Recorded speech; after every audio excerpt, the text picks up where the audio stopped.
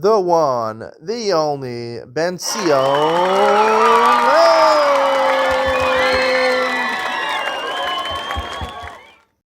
Good morning and welcome to Yeshiva YouTube. Iyun with Benzion, special Iyun with Benzion from America, my parents' house over here. We just made it in from Israel last night, so I'll be here for 3 weeks. I want to talk today about Daf Ches, Sotah Daf Ches, number 8. We had it in the Mishnah. The Mishnah of Daf Zayin said basically that when the Sotah is degraded, right, the Kohen rips her clothing and exposes her breasts, her body. She becomes at least partially naked.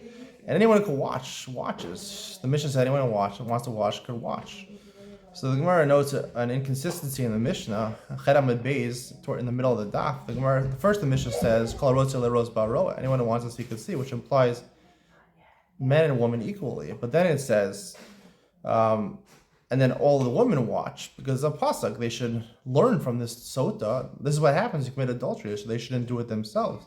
So are the men allowed to watch, or is it just the women? So Rabbi says really only the women are allowed to watch. The first part of the Mishnah was talking about just the woman. Rabbi says no, that doesn't sound like what the Mishnah is saying. Rabbi says really anyone who wants to watch could watch, including men. Women are chayav to watch, so they should learn a lesson. Now, the obvious question over here is that if men want to watch this, is it okay? It's not okay. Everyone thinks it's obvious to everybody not to look at a woman who's naked. I mean, obviously, where do you know that from? Where do you know that? There's two Gemaras that talk about it. Some people will call you the pasuk Lo Sasura Achar Levav Chaynecha, but if you look in the Gemara and the Darim on Daf Chaf, the Gemara quotes that pasuk and it learns something else over there, which is basically the Gemara says that when you're together with your wife, you shouldn't think about another woman. You shouldn't think about another woman, even if you're married to two women. You shouldn't even think about the other wife. You should think about your wife that you're together with at that point. That's what it's talking about. Nothing to do with seeing naked women. The other Gemara is Gemara in Avodah Zarah, I believe in Daf Chaf also, where the Gemara Avodah Zarah is Lo Yirah V'Chayr is Davar. A person shouldn't see Davar Erva Vayom Yavel De Tuma B'Layla. He sees carry at night. He has a wet dream or masturbates, whatever interpretation you want to say in the Gemara. So it seems you're not allowed to look at naked ladies. Now, if you're the person that you can look at naked ladies and guarantee that you're not going to wet dream or masturbate, so maybe it's okay. But from this Gemara, it says any man could do this, and presumably when you say there's a mitzvah, it's okay. The Gemara says that they're going to be attracted. The Rabbi Yehuda says he shouldn't expose her because they'll be attracted. The Rabbanan say you're allowed to.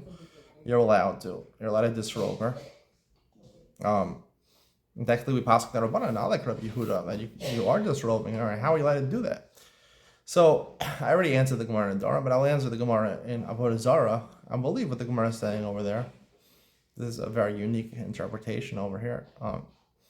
Only something you'll find with Benzion Lang, who basically turns the Torah on its head to come up with the biggest chidushim in the world, which make the most sense actually practically. It doesn't sound like the article says, but when you think about real life, it makes more sense.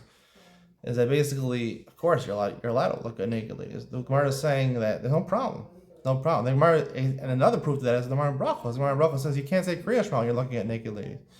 Right? What do you mean? You can't look at naked ladies. What's the question? What are the Gemara talking about? The Gemara is saying when you're looking at naked ladies, you can't say Kriya Shema. But you're allowed to look at naked ladies. Just don't say Kriya Shema. That's another proof for that.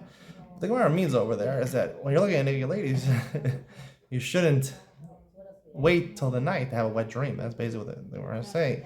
Meaning, either if you're looking at naked ladies, go be together with your wife, or masturbate. I don't think there's a problem with masturbation. I'm saying kind of a crazy thing. I don't think there's a problem. The Gemara in Nida and Daf Yud Gimel seems to indicate that there is a problem. Other Gemaras seem to indicate. I have an answer for that question also. The Gemara in Nida really is talking about the way you masturbate. You should masturbate in a way that's pleasurable as opposed to painful. Because masturbation can both be painful and it can be pleasurable. I think we're talking about your Russia if you're doing it in the wrong way. You have to analyze like Gemara and Daf Yud Gimel over there. So that's really what the key is. But that's basically the idea. If you're gonna look at the naked lady, you have to finish it because otherwise, the sperm starts to form when you see the naked lady. Sometimes if you're attracted to her, and you have to let it out. That's just the way. That's all the time. It's tuma. Tuma is when you don't take care of your need. What your need is to let it out. You let it out. To wait to wait till the night until a wet dream. So that's tuma. That's tuma. Tara, purity is to let it out right away. You probably never heard a chiddush like this. You probably think I'm crazy for saying such a thing. Such a learned guy. You learned for 20 years, 15, 20 years, seriously, in yeshiva, say such a thing. No, it's specifically because I learned so well and in such in depth, I'm able to come up with these chidushim, which makes sense according to practical human nature.